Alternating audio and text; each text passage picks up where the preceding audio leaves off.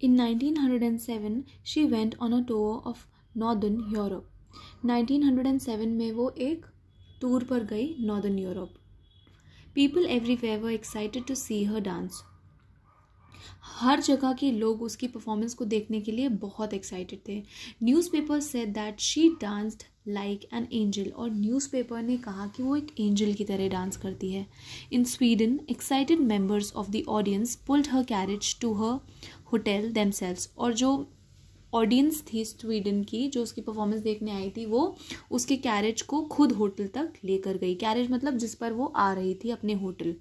The king of Sweden gave her the Swedish order of merit which is the highest award in that country. और जो Sweden के king थे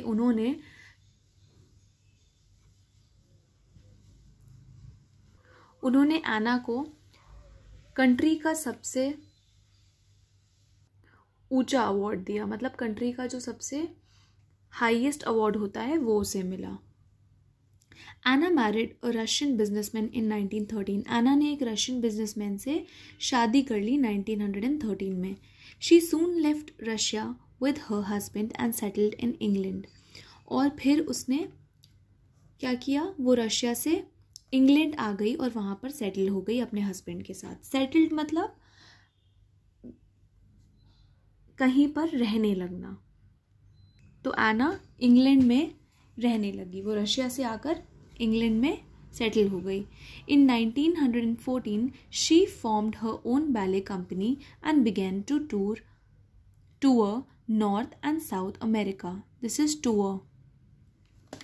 और फिर 1914 में उसने क्या किया, उसने एक कंपनी फॉर्म की, बैले कंपनी फॉर्म की, और फिर वो नॉर्थ और साउथ अमेरिका के टूर पर चली गई. She also toured Japan, China, India and Africa. और वो जापान, चाइना, इंडिया और अफ्रीका भी गई टूर के लिए. Ballet was the most beautiful thing Pavlova knew. और बैले डांस जो था वो एना के लिए सबसे अच्छी चीज़ थी. उससे ज़्यादा ब्यूटीफुल चीज़ वो और कोई जानती ही नहीं थी. Her goal was to bring this beauty into the lives of as many people as she could. और उसका गोल क्या था, उसका गोल ये था कि वो ज़्यादा से ज़्यादा लोगों को बैले के बारे में सिखा सके या बता सके. By 1930 she had toured for more than 20 years. और 1930 तक वो 20 साल से ज़्यादा टूर कर चुकी थी. The strain began to make her weak. और टूर करने के कारण वो बहुत एग्जॉस्ट हो गई थी, थक गई थी, प्रेशर में थी, जिसकी वजह से वो बहुत वीक हो गई थी. स्ट्रेन मतलब प्रेशर या किसी तरह का दबाव. She caught a cold during a train journey in Holland that soon developed into pneumonia. और फिर वो एक ट्रेन जर्नी कर रही थी हॉलैंड में, तभी उसने क्या कि उसको क्या हुआ, उसे कोल्ड हो गया. और वो कोल्ड जो था वो डेवलप हो गया निमोनिया में. निमोनिया आपकी एक डिजीज़ होती है जिसमें लंग्स जो होती हैं आपकी, जिससे आप सांस, जो आपको मदद करती हैं सांस लेने में, वो बहुत वीक हो जाती हैं. आप उसकी वजह से ब्रीथ नहीं कर पाते हो सही से, तो उसे निमोनिया हो गया था. On 23 January 1913 Anna Pavlova died in the Hague, the capital of Holland. और फिर 23 जनवरी को 1931 में एना की डेथ हो गई हेग में, जो हॉलैंड का कैपिटल था. This was a night before she was to perform the dying swan in the Brussels. और उसकी डेथ कब हुई थी, उसकी डेथ तब हुई थी जब उसे डाइंग स्वान परफॉर्म करना था ब्रसल्स में. ब्रसल्स क्या है, बेल्जियम का capital.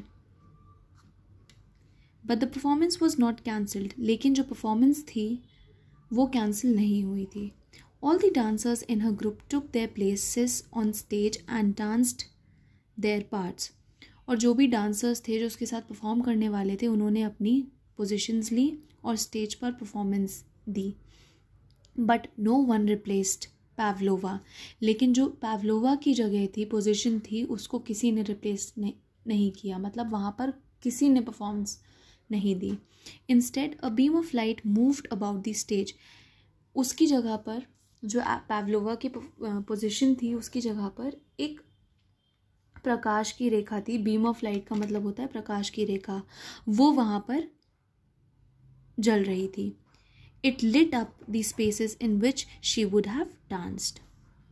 10 years later, the same performance was repeated in New York on the 10th anniversary of her death. और फिर 10 साल बाद वही सेम परफॉर्मेंस रिपीट हुई कहाँ पर? न्यूयॉर्क में, जो कि एना की 10th anniversary, 10th death anniversary पर हुई थी. The audience broke down and wept. और जो ऑडियंस थी वो बहुत दुखी हो गई थी ये देखकर, और वो रोने लगी. ब्रोक डाउन मतलब बेहद उदासीन हो जाना, उदास होकर रोने लगना. They remembered one of the most wonderful dancers that has ever known. और फिर उन्होंने याद किया एना पावलोवा को, जो दुनिया की एक सबसे वंडरफुल, सबसे अच्छी डांसर थी.